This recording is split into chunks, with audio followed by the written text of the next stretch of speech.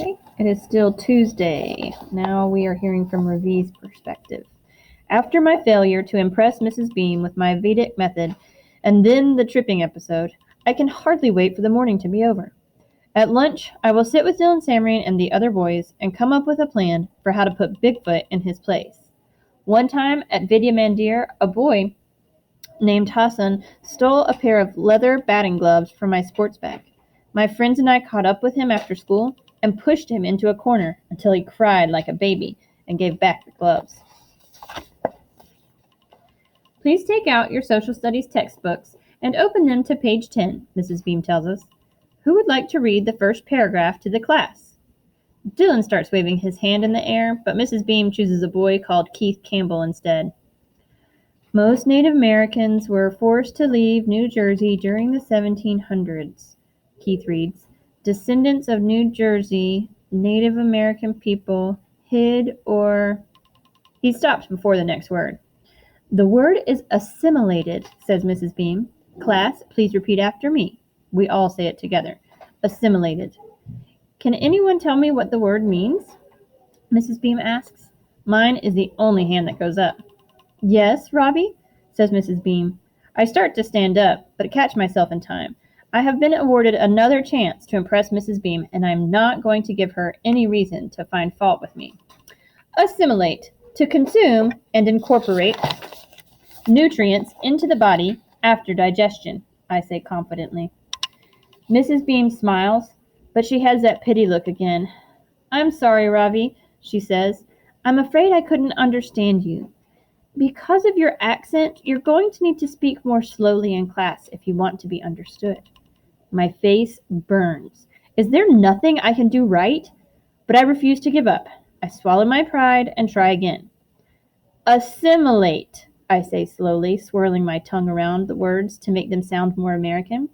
To consume and incorporate nutrients into the body after digestion. Thank you, Ravi, Mrs. Beam says, but the pity look is still there. In this context, however, the word assimilate means to try to fit in. Don't feel bad. It was a very good guess. A guess? Is that what she thinks? My answer was correct. I am 100% certain of that. I have a photographic memory. I can still see the definition from my 4th grade science notebook clearly in my mind. Mrs. Beam asked Keith Campbell to continue with his reading. Descendants of New Jersey Native American people hid or assimilated into white society. Very good, Keith, Mrs. Beam says when he has finished reading. Then she looks around the room. Who would like to read the next paragraph? How about you, Joe? Bigfoot practically falls out of his chair.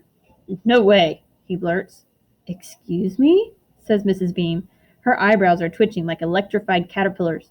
Mrs. Aron would have never allowed a student to speak to her in that way. I wonder what Bigfoot's punishment will be. But just then the door opens, and a woman with white hair like a mop sticks her head inside. I'm here for Joe, she says. I'll keep him for the rest of the afternoon, if that's all right. That will be fine, says Mrs. Beam. Oh, and did you get my note about our new student? I think he could use a little help. Could this mop top be Miss Frost, I wonder?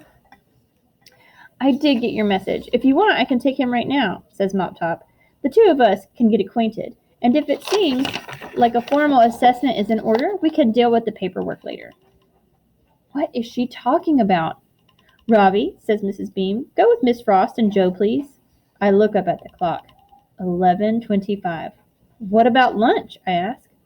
You can eat with Joe and me, says Miss Frost. Do you buy school lunch or bring it from home? From home, I say softly. I don't want to eat my lunch in the resource room with Mop Top and Bigfoot. I want to go to the lunchroom with my friend. Robbie, says Mrs. Beam, Miss Frost is here to help you. Please take your things and go with her. Hurry up now. I want to 1. Tell her I don't need help. 2. Show her that she is the one who doesn't know the meaning of assimilation. 3. Insult her hairy caterpillar eyebrows. But here's what I do instead. Sigh loudly, put my things in my backpack, go and get my tiffin box.